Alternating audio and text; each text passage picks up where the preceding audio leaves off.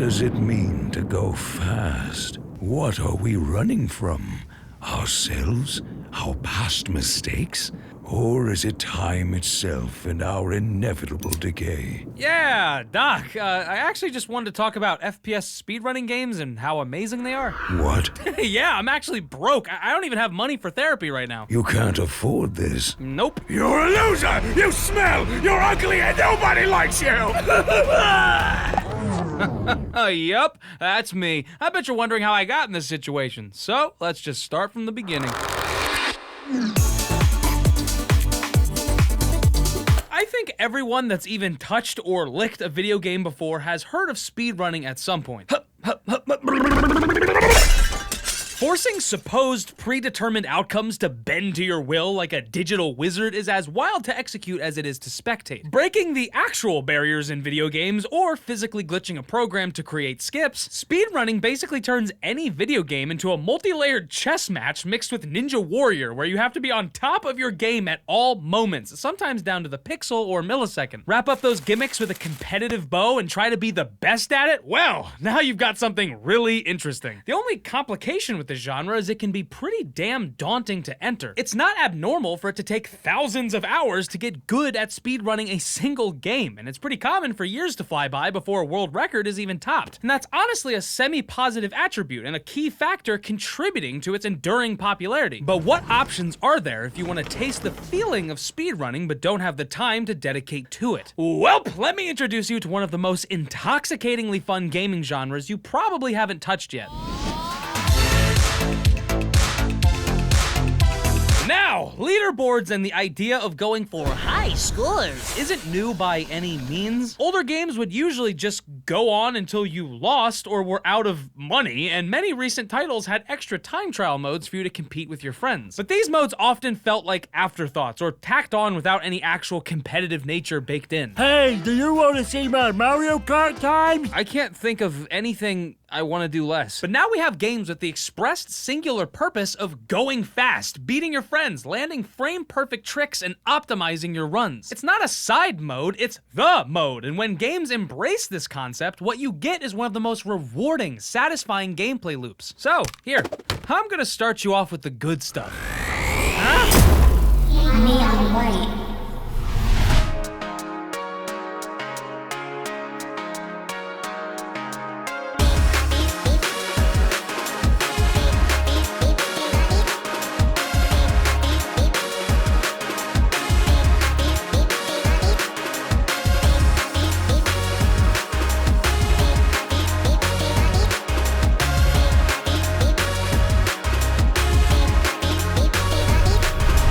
If Neon White didn't come out the same year as Elden Ring and God of War Ragnarok, it would have been my game of the year by far, and what's shocking to say is it was still insanely hard to choose between the three. This game is a masterpiece, aside from the extremely cringy anime dialogue that makes me want to speedrun my own death. You're so lucky you don't have big boobs, White. They get it the worst.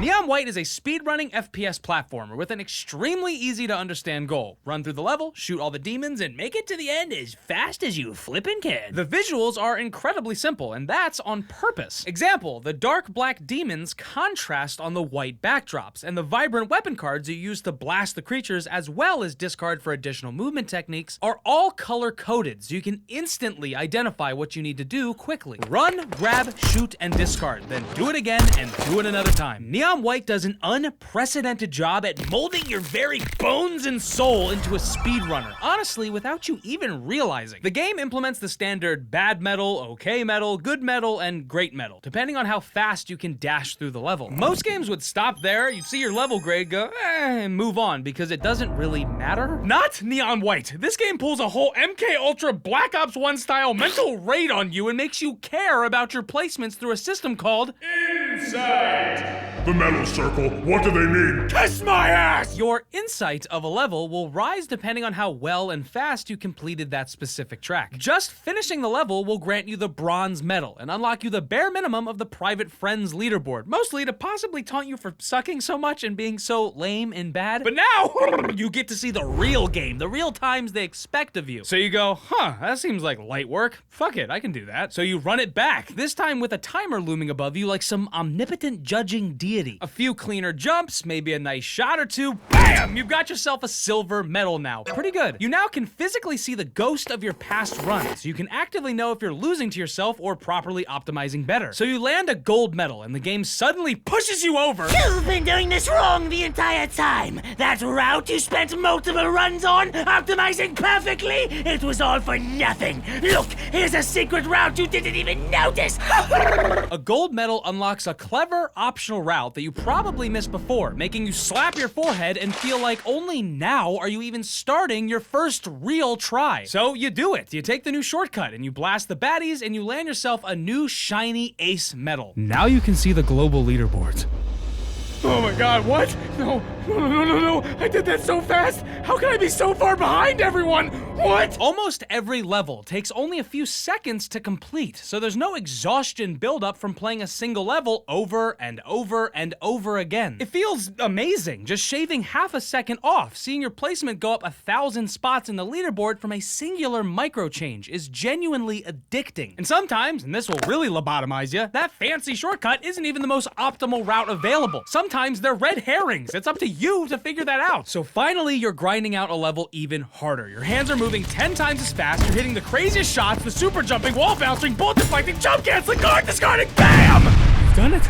You've actually done it. Your hands are still smoldering from the ashes of a perfect run. And there it is, the secret 5th medal you didn't know existed, the hidden red medal. You beat the developers of the game. This feeling cannot be understated. It's a feeling akin to finally beating a really hard Dark Souls boss. You only have yourself and your skills to thank, and you— wait, what the fuck? I'm still slower than a few thousand people? Fuck that, I'm going again. This is the premium essence of this style of game. A constant dopamine loop of beating yourself and then beating the version of yourself that just beat yourself. Your improvement is tangible, fast, and trackable. You don't need to play a game for 2 hours just to miss a crucial jump and start all over. You can happily miss that jump 100 times in the same minute. Yeah, so that's an abrupt ad read. Boink. This video is sponsored by War Thunder, the most comprehensive vehicle combat game ever made. Well, since Chicago first got cars. Come on, move it! With over 2,500 tanks, planes, helicopters, ships, biplanes, and armored cars ranging from the dang 1920s to fighter jets and modern battle tanks. And I love that there's no typical hit point system. Every vehicle is meticulously, ridiculously modeled, from the engines, fuel tanks, down to the damn screws. If you are an enemy, get blown the hell up, you'll get a detailed, realistic X-ray view of the carnage, so you can feel bad when you see the exact crack where the shell pierced you and got your ass. So hop on and join a genuinely massive community of over 70 million players. Dope PvP battles, insanely in-depth vehicle customization, and gorgeous, realistic visuals that run buttery smooth, because the game is stupidly optimized. So check my link below or my pinned comment to play for free, and for limited time, new and returning players that haven't played in 6 months will also receive a massive bonus pack featuring premium vehicles, exclusive decorators, and more. So thanks again, guys. Sponsors like this allow animators like us to buy food. Yay, back to the video. So as you can probably guess, after putting 60 hours into Neon White and beating the devs on every single course in the entire game, I was fiending for more, like a cannibal that just tried human for the first time. Wow, this is this is scrumptious, okay? I'm starting to see the appeal. So I picked up a little title called Lovely Planet, and it's an intense, ball-busting, vein-popping, adrenaline-rising, first-person shooter gun ballet! I was blown away at how— Fuck! I didn't get 3 stars! That's fun, cute, simple, and sometimes shockingly satisfying, and it's the same deal here. Blast all the demon cubes, or apples, and make it to the end. But I was still hungry. I yearned for something more! Something with meat and gristle!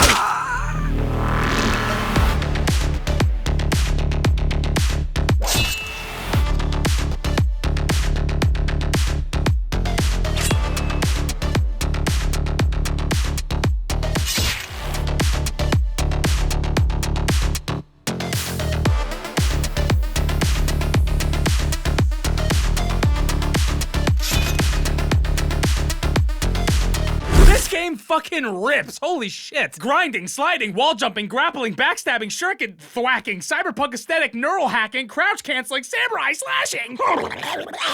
I love Ghostrunner 1 so much, and it really scratched that neon white itch for a few reasons. One, because it's extremely fast and the skill ceiling is insane. Two, they added a time trial mode called Kill Run that kind of feels like neon white. And three, the story is also worth ignoring, just like neon white. I kid. I'm sure some people like. Shit, ow. Now, Ghostrunner 2 is a slightly different ballgame. I liked it, but I didn't love it like I loved the first title, but I think there's an educational point to be made from it. Ghostrunner 1 did an excellent job at segmenting the game into two styles of play. These quick linear parkour-centric sections where you're blasting around at 1,000 miles an hour, and these arena-style, still parkour-filled, puzzle-like combat stages where you're tasked with clearing the room efficiently. Ghostrunner 1 balances these two types of play perfectly, so nothing ever gets stale, and you're always getting a platformer break in between the sweaty sections. And then the second one added like a Fucking motorcycle open world segment, which sounds awesome at first, but quickly becomes a nuisance as you're glued to a clunky bike and have to get on and off it every 5 seconds, which completely breaks the flow and speedrunning aspect of the game. They also added a hub world, which basically only is there to stop you from the fun parts, so you can go see a cutscene or talk to an NPC and then go back to the fun parts. Hey, I got a question. Why?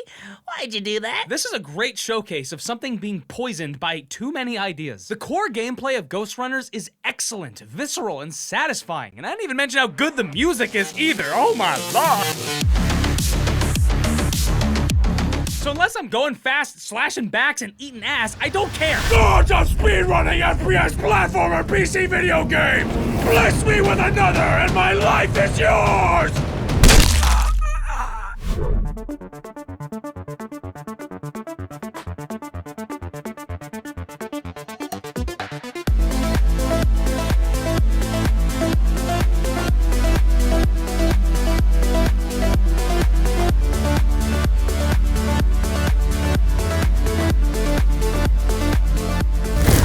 Bastards is an insanely fun speedrunning indie game about being trapped in hell, and the only way to escape is through drop-kicking every single dang thing in sight. It came out earlier this year, and I firmly believe you should check it out, not only because it's criminally underrated, but also because it's just an insanely fun FPK, first-person kicker, with all the fat trimmed off. Run fast! Break ribs! The way your character warps into an enemy to shatter their bones instantly is hilarious and satisfying. Even the goal is just a pseudo-boss-like enemy that you instantly kill with a single dropkick. Same deal as the others here. Go as fast as possible, slay some or all of the ghouls in the level, and make it to the end. The unique difference here is there isn't a cap on how fast you can go.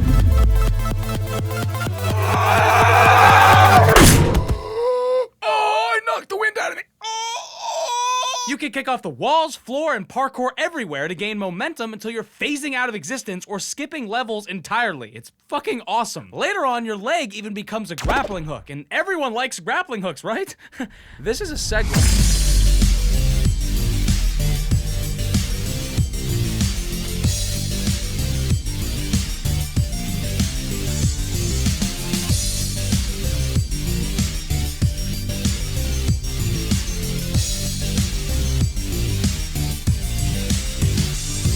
You know how there's kind of a running joke that grappling hooks just make games better? Well, that's not a joke here. It's serious, and it does, and I'm losing my fucking mind. Landing frame-perfect, momentum-based Tron Spider-Man zip and zaps is so goddamn fun. And like Neon White, everything is wonderfully color-coded, so even when you're going a shit billion miles an hour, you can still identify what's grabbable, what's not, what will kill you, and what you'll have to kill. My hands are shaking! My hands are shaking, but I'm still swinging, and I'm still hitting cubes! I'm like, oh shit, damn it. It even saves everyone's best replays, so if you're stuck, you can learn organically through the community and see how you're getting your ass kicked. Or you can just watch in awe as you realize you can never do any of this insane shit. What the hell? Are you kidding me? So, the takeaway here is there's a lot of flavors in the genre, but they all have a unifying goal and game feel to them. I'm even told that there's speedrunning platformer games in VR. That sounds pretty. Games like Cluster Truck, Celeste, Counter-Strike Surfing, Ultra Kill, shit, I don't know, a story about my uncle. There's a lot of games and sub-games that kind of have the same feeling, or cousin to the feeling, or are adjacent to the feeling, but until you play a game that's dedicated to the act of micro-speedrunning, you won't get it until you get it. It's normal for me to be obsessing over a millisecond.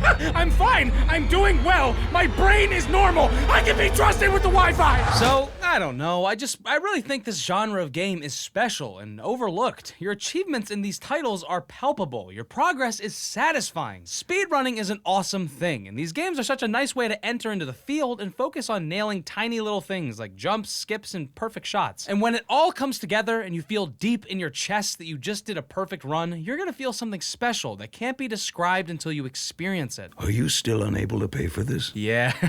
Oh, what's that? New record! Just want to give another quick shout out to War Thunder for sponsoring this one. Check them out, guys.